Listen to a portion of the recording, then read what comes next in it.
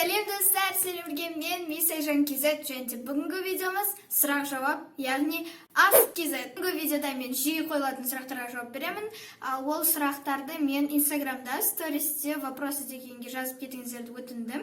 Сол сұрақтардан бірнешеуін таңдап алдым да енді қазір соларға жауап беретін боламын. Егер де саған қызықты болса, арада қараймыз. Кеттік.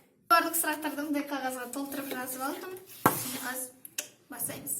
Фан встреча қашан және де туған күнің қашан? Фан встреча жасағанда мен 1 қарашаға жоспарлаудамын. Себебі осы күн менің ойымша өте жақсы, себебі ол кезде каникул болып жатады, ол бір.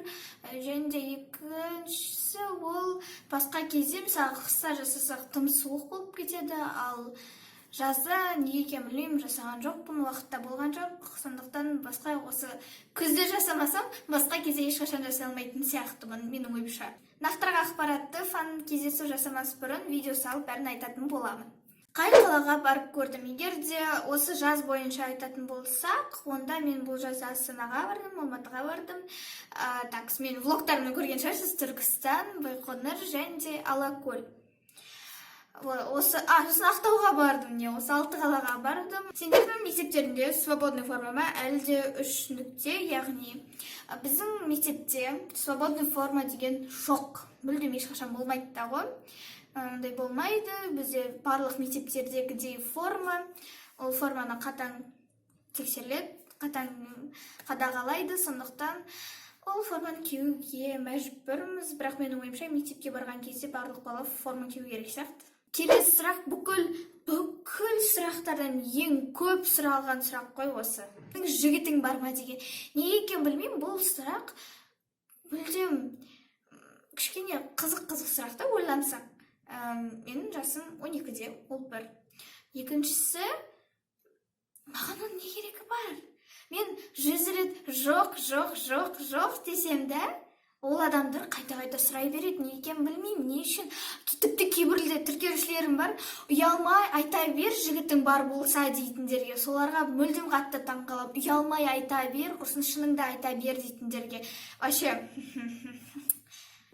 келесі сұрақ, ол бізде қандай сабақ ұнайды? Маған қандай сабақ ұнайды дегенде, қазір ешқай сабақ ұнап жүрген жоқ. 7-ші класс ұнаған бірнеше сабақ, қазір ешқай сабақ ұнамайды, себебі барлығында үй жұмысын толтырып береді, барлығында да бірдеме шығару керек, жазу керек. Саған әншімен кездесу беріліп тұрса, кіммен кездесер едің? Егер де әншілермен кездесу беріліп тұрса, ондай мүмкіндік болса, мен мүмкін Айқын Төлепбергенмен кездесер едім, не екенін білмеймін. Немесе Димаш Құдайбергенмен. Айқын Төлепберген кездесем, себебі оның өлеңдері маған қатты ұнайды. Күшті өлеңдері, ал Димаш Құдайбергенмен себебі ол дауысы күшті, және де оған қояр өте көп сұрақтарым бар. Қызықты сияқты, мүмкін олармен кездесіп сөйлесіп көрген. Ал басқа отандық жұлдыздардан білмеймін, не екенін білмеймін, қыздардан ешкіммен кездесіп келмейді. Тағы ең әдемі абайлар салшы, талғамың өте жоғары екен дейді. Рахмет.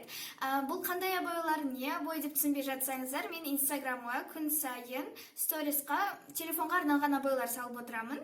Және де оны сторисқа салып отырамын, сіз оны скриншоттап өздеріне сақтап алуларыңызға болады. Сондай абайлар салып жүрмін мен күн сайын.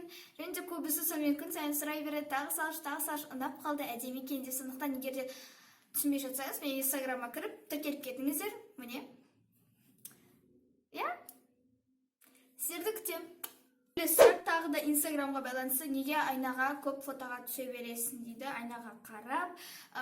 Бұл сұрақты енді мені Инстаграмға қарап білуге болады, ан жақта барлығы тіркесіп подряд тікілің айнада фотоға түскен суреттер. Селфиға түскеннен гөрі айна қарап түскен маған қаттырақ ұнайды, сондықтан солай ғана түсемін. Өскенде модель болғым келе ма? Мен модель болғым келе ма? Негізі мен фотомодель болғым келеді, бірақ енді былай профессионалды түрде емес, тек кейде ғана болғым келген кезде, қызыққан кезде ғана мүмкін, былай жоқ. Өзімнің болашақ мамандығымды модель қылып есептемеймін, тек қана жай ғана хобби ретінде мүмкін, немесе қызыққанда ғана шығар. Болашақта қандай мамандықта жұмыс жасағым келеді? Мен болашақта әлі дұрыс мамандықты шешкен жоқпын, кім болатынымды, қандай барамын, не істеймін. Бизнес-вумен бизнес-вумен болғым келеді. Яғни өзімнің бизнестарымды ашып, менеджментпен айналысқым келеді. Осы маған қызықты. Енді соңғы сұрақ, сенің лақабатың кім? Менде лақабаттар жоқ, маған ешкім ондай кличка лақабаттар қоймайды. Себебі менің атымды өзіме де ұнамайды, егер де біреу мені Айка десе, Айкош десе, сондай бірдеме десе, маған ұнамайды. Айжан болды. Басқаша ешқалай айтпай қойыңдар, себебі Айжан ол Айжан болып қалады. Және де оған ешқандай лақабат керек емес деп ойлаймын. Осымен видеомыз аяқталып қалды.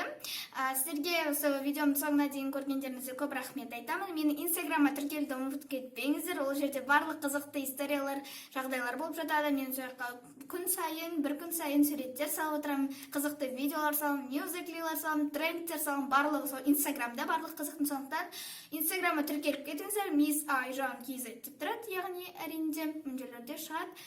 Және де бұл видеоға лайк басып, мен каналыма тіркеліп кетіңіздер. Және де колокольчикті басып кетіңіздер. Колокольчикті басудың маңызы ол, егер оны баспасаңыз, менің видео шыққанымды білмейсіздер, сізге уведомление келмейтін болады.